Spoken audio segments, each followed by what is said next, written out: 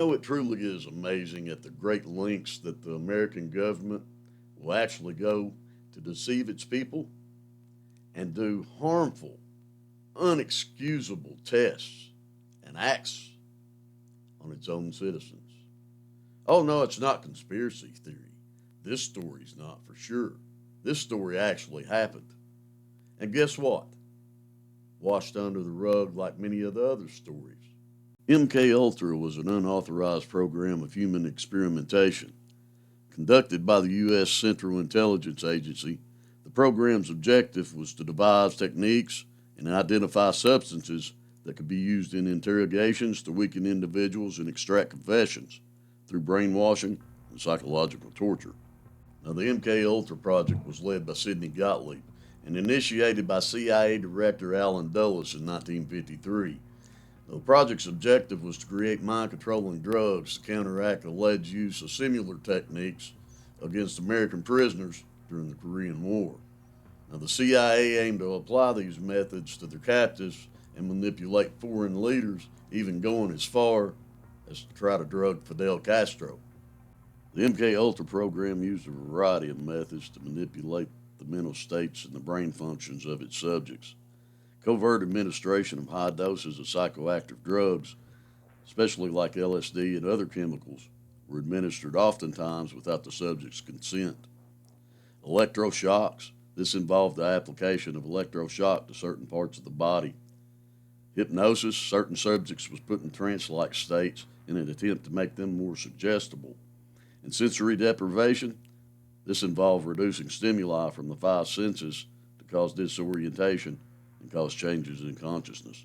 Now, this program involved more than 150 human experiments that we're aware of, and it was carried out at more than 80 institutions, including colleges, universities, hospitals, prisons, pharmaceutical companies. Now, most of these organizations was unaware of what was going on because the CIA used front organizations. But although they were some top officials that was aware of the CIA's involvement. Now, while we know that Sidney Gottlieb and Allen Dulles was the key players in the CIA's project, well, this takes us down a really big, deep rabbit hole. Now, if you like Strangely Mysterious and the Mysteriously Strange, well, right now is a good time to hit that like and hit that subscribe button. Now, also, this story takes us all the way into looking into JFK's murder, Bobby Kennedy, all the way to Charles Manson. One of the strangest rabbit holes I've ever took myself down. Now, between 1957 and 1964, though possibly beginning as early as 1948, psychiatric experiments were conducted at the Allen Memorial Institute in Montreal, Canada. Now, this was a psychiatric teaching hospital affiliated with McGill University. Scottish American psychiatrist Donald Ewan Cameron led and conducted these experiments. Now, the program was widely believed to be partly funded by the United States Central Intelligence Agency as part of their secret MKUltra program.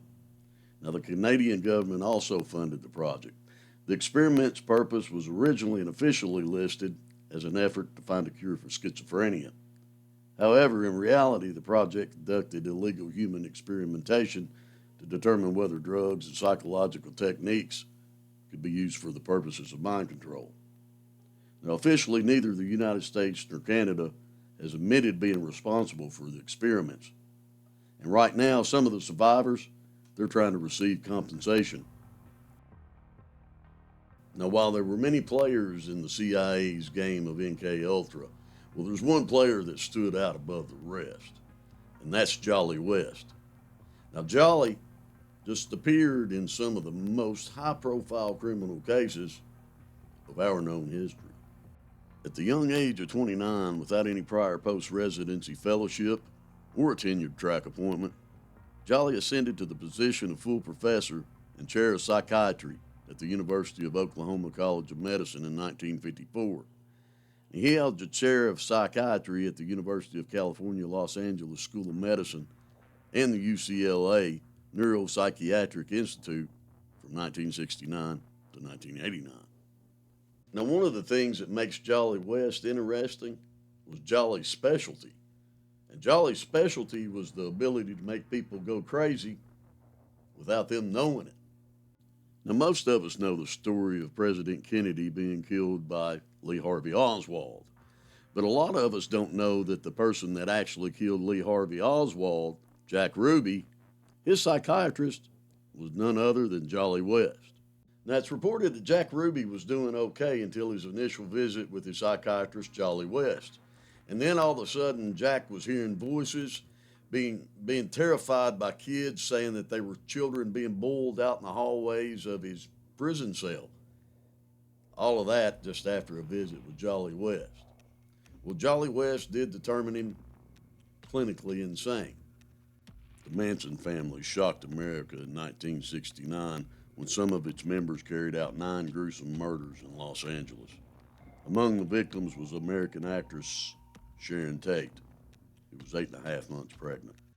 Now, Manson's parole officer was a Berkeley doctoral student named Roger Smith, and he was part of a federally funded program that researched LSD and other drugs among San Francisco's population. Roger Smith's tenure at the Haight-Ashbury Free Medical Clinic allowed him to collaborate with a Dr. David Smith, no relation, a medical doctor with pharmacology experience and the founder of the Haight-Ashbury Clinic. Now, in exchange for federal funding, courtesy of the CIA, the pair researched recreational drug use among their patients. Now, soon enough, the clinic's doctors and clinicians began to recognize the frequent presence of young runaways and addicts who belonged to Manson's cult. Well, now, purely by chance, I'm sure, guess who else was another clinical researcher at the Haight-Ashbury clinics? Yeah, Jolly West. Well, Jolly bought a Victorian home near the Haight-Ashbury area and turned it into a fake hippie crash pad. That was a ploy just to study the drugs even further. The goal of the MKUltra program was to create the perfect assassin and also to be able to delete memories and add memories. The MKUltra program ended in 1973. Or did it? I'd be interested to hear some of your comments below. Do you think the program actually ended, or perhaps it morphed into something else? Because there were subsidiary experiments going on, like Project Midnight Climax, Project Avocado, Project Artichoke. There was all kinds of them.